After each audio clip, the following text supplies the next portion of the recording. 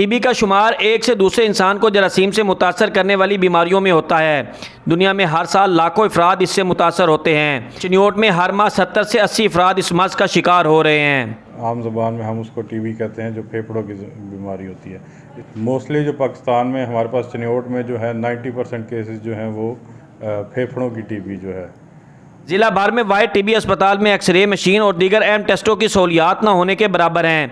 मरीज़ कहते हैं अद्वियात तो मुफ्त फराहम की जाती हैं, ताहम अमला की कमी के बायस घंटों दीगर मरीज़ों के साथ बैठना पड़ता है, जिससे न सिर्फ मर्ज़ में बल्कि मरीज़ों में भी इजाफा हो रहा है। मेरी वालदा की तबीयत बहुत ख़राब थी और हम इसलिए टीबी की उससे शिकायत थी, हम यहाँ इलाज कराने आए हैं और यहाँ एक ही डॉक्टर है। हमें तकरीबन 3 घंटे हो गए, रश बहुत ज़्यादा है।